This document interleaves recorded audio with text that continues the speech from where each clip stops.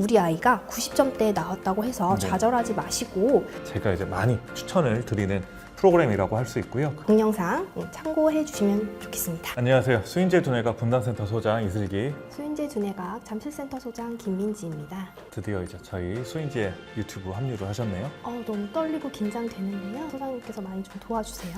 오늘은 학습과 관련된 내용, 학습 솔루션뿐만 아니라 학습 장애라고 하는 부분들, 웩슬러 지능 검사에 대한 이야기를 얻어가실 수 있는 시간이 되면 좋을 것 같습니다. 사례로 먼저 시작을 해보도록 하겠습니다. 저는 이거 읽으면서 엄마도 힘들지만 아이도 정말 힘들겠다라는 생각이 들더라고요. 네, 고학년 진학을 앞둔 자녀의 학습 능력이 뒤처지지 않는 경우라면은 부모님들이 자녀에 대해서 많이 도와주고 싶어 하시죠. 이런 경우에는 부모님께서 자녀의 특징을 꼼꼼하게 분석하는 게 필요합니다. 4학년을 앞두고 있다는 점에서 제가 이제 상담해보면 부담감을 심적으로 많이 가지고 계시더라고요. 보통은 이렇게 느린 학습자라고 하는데요. 학교에서 학습하는 데 있어서 굉장히 느리기도 하고요. 한 번에 배워갈 수 있는 학습량이 적습니다. 학습장애에 대한 어떤 진단 기준은 어떻게 되나요? 지능지수가 웩슬러 지능검사 기준에서 71에서 89 사이에 속하는 경우가 느린 학습자라고 볼 수 있고, 이런 경우에는요, 지적 장애 수준이 아님에도 불구하고 학습에서 굉장히 어려움을 보이기 때문에 검사를 통해서 필수적으로 점검을 하셔야 됩니다. 웩슬러 지능 검사라는 게 과연 어떻게 시행이 되고 아이의 어떤 능력들을 평가하는지 알아볼 필요가 있을 것 같은데요. 웩슬러 지능 검사에 대해서 이제 말씀을 해주시면 감사할 것 같습니다. 웩슬러 지능 검사는 만 6세부터 16세 아동과 청소년을 대상으로 지적인 능력을 평가하는 표준화된 검사입니다.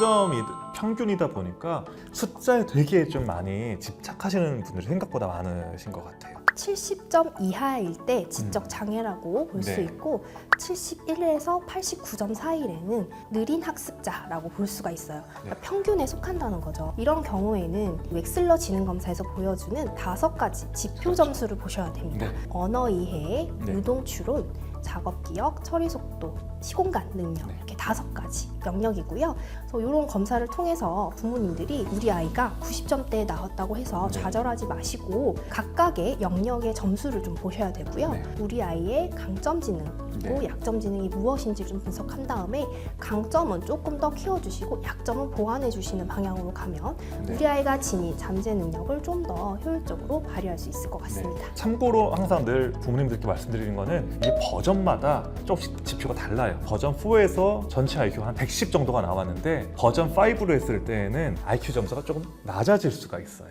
실제로 문제 자체가 조금 까다로워지거나 이렇게 다듬어지게 되기 때문에, 근데 무엇보다 이제 중요한 것들은 전반적인 이제 지표 능력을 저희가 체크를 하는 게 굉장히 중요한데요. 특히 이제 저는 중요하게 보는 게 언어 이해 능력과 관련된 부분, 그리고 이제 처리 속도, 작업 기억, 이 3가지 부분입니다. 언어 능력 같은 경우는 그래도 후천적으로 제일 많이 보완해 줄 수 있는 부분이라고 보여져요. 특히 이제 세부 소검사 항목 중에는 어휘라고 하는 소검사들이 있는데 독서량 좀 많이 늘려주거나 한자가 갖는 부분이 굉장히 크기 때문에 마법 천자문 같은 거 활용해 보시는 것도 되게 도움이 됩니다 라고 말씀 많이 드리거든요. 김 소장님께서는 좀 어떻게 활용을 하시나요? 네, 저는 일기를 쓰게 하고 일기를 쓸 때 좀 어휘를 다양하게 상반되는 단어라든지 비슷한 단어라든지 이런 것들 같이 찾아서 쓸 수 있게끔 하는 그런 팁을 드리고 있고요. 그리고 단어를 설명할 때 아이가 알고 있는 개념하고 연관지어서 공부할 수 있도록 이렇게 도움을 주시면 너무 좋을 것 같아요. 일기라는 거는 이제 아이가 어떻게 그 상황을 느꼈는지, 그리고 그 상황을 어떻게 표현하는지도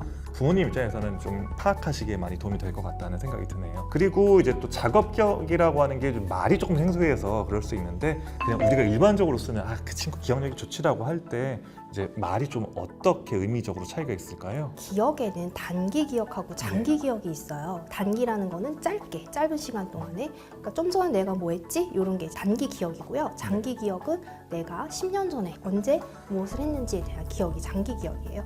작업 기억이라는 개념은 최근에 많이 나타난 건데요. 다양한 정보를 입력을 한 다음에 우리 뇌에서 조작을 하는 거예요. 조작을 한 다음에 아웃풋으로 나오는 게 작업 기억입니다. 워킹 메모리라고도 하는데요. 그만큼 어떤 뇌의 아이의 역할이 중요한 부분인 거죠. 작업 기억이 좋아야 학습에 대한 효율성이 많이 올라가기 때문에 이러한 부분들을 세심하게 짚을 수 있는 웩슬러 지능 검사가 많은 도움이 될 수 있다고 볼 수 있을 것 같아요. 그리고 이제 저는 또 한편으로 꼼꼼하게 보는 소검사 중에 하나가 토막짜기하고 기호쓰기 이 두 가지 영역이거든요. 토막짜기, 기호쓰기, 어휘 이 세 가지 네. 검사들은 중요한 점이 우리 아이의 잠재적인 지능을 볼 수 있다는 점에서 이 소검사들을 굉장히 좀 면밀히 살펴볼 필요가 있고요. 다른 영역이 조금 낮더라도 이 세 가지 소검사가 높은 경우에는 우리 아이가 그래도 학습적인 가능성이 있다라고 보시면 될 것 같습니다.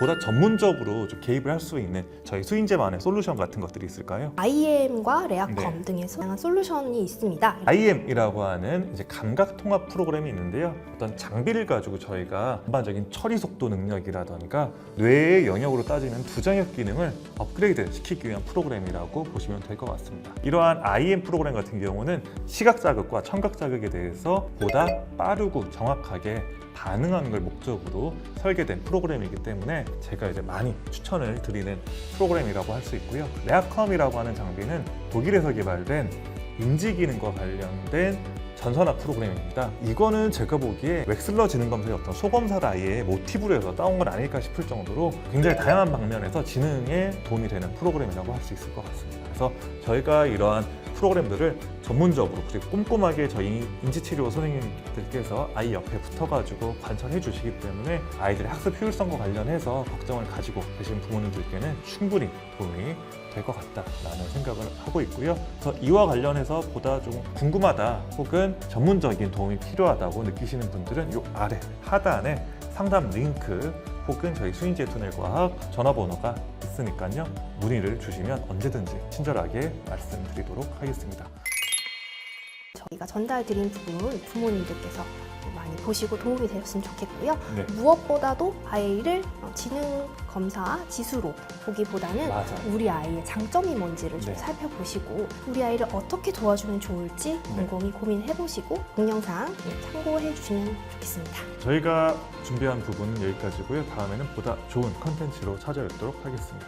이상으로 수인지의 투넬과학 이슬기 수인지 두뇌가 김민지였습니다. 감사합니다.